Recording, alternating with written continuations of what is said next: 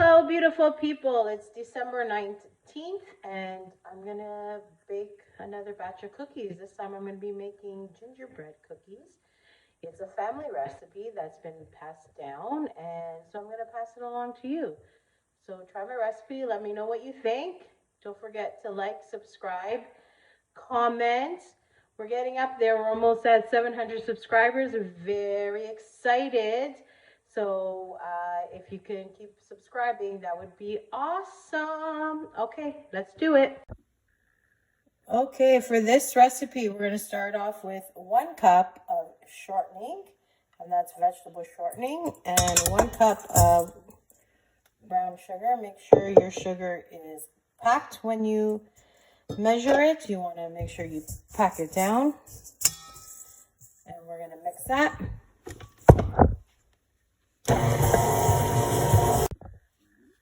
To this, we're going to add in 3/4 of a cup molasses. This is fancy molasses. Yeah, fancy. I'm going to pour that, on my mixer apparently. I'm going to pour that in there.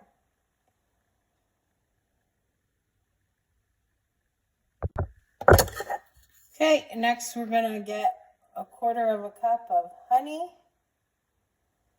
And we're going to pour that in there as well. Get that all in there. Make sure you scrape out all that goodness. You want that all into your recipe. No honey left behind. Okay, let's get that all in there. Looking good. Okay, and then 3 eggs. I'm using large eggs. I have them at room temperature. 1, 2, and 3. I'm going to blend this all now.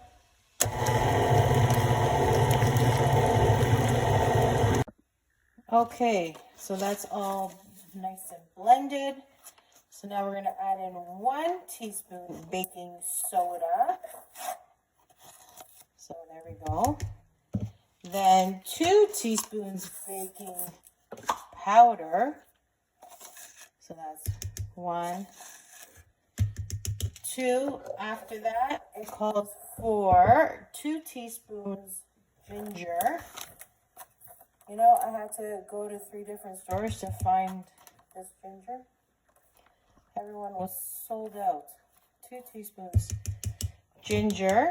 And then we need 2 teaspoons cinnamon.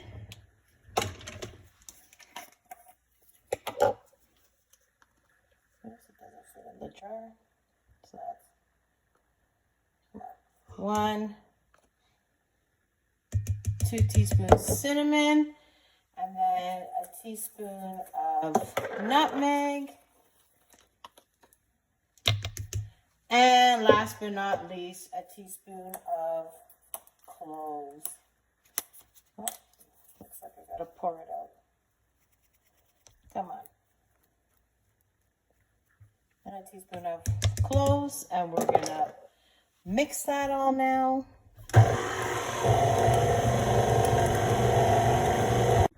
Okay, everything looks beautiful. Take a look at that. Final ingredient is 5 cups of flour. So here's 2. Let's start mixing that.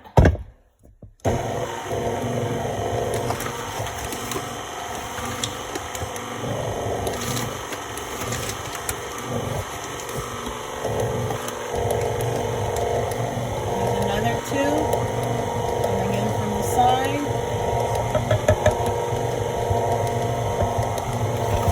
And 1 more to go. Starting to work. There's the final cup of flour, and now it needs to mix well. So we're going to mix it well. Take a look at that. Doesn't that look beautiful? I wish you could smell it.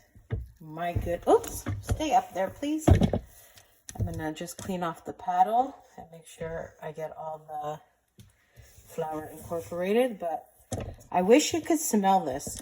This thing smells so divine. Like, I can't wait till it's in the oven and it's baking, and then the house has like that nice ginger, cinnamon, all the spices. It's gonna be so Christmas. Just that Christmas smell.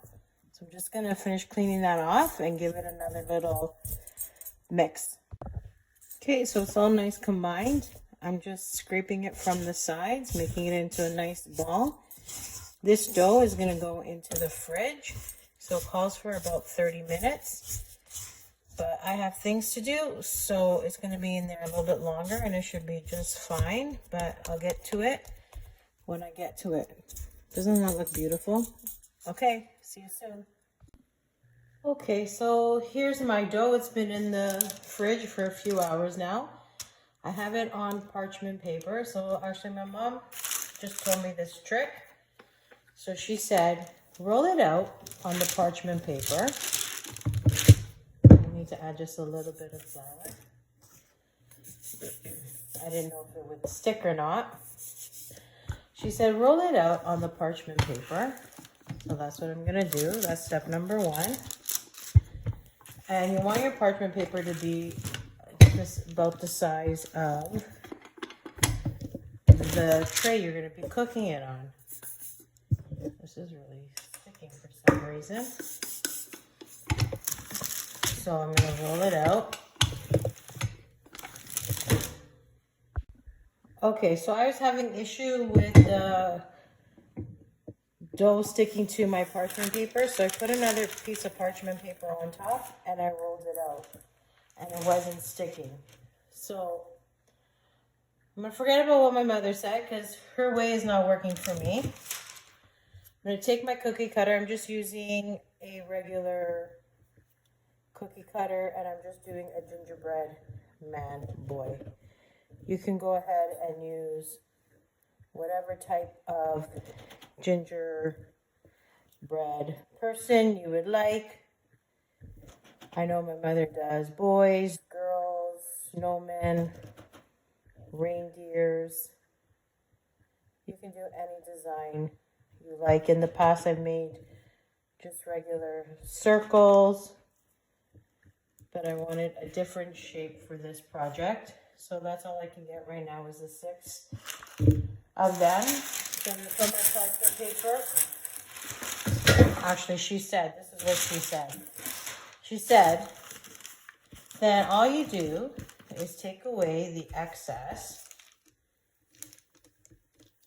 and then you slide it onto your tray. So, obviously, my mother is way better at this than I am because she probably was able to spread her dough no problem. And this is a waste of a baking time if I only put the 6 in, and I think they might be, I don't know, too close in some areas and might stick. So, I'm going against what my mother told me to do. And she'll say, that's not the first time either, but hey, we've all been there. Because now I get that from my own daughters. Anywho, so I'm going to transfer these onto my baking sheet. So it turns out I should have listened to my mom because I can only really put the 6 of this size. And I should have just done what she said.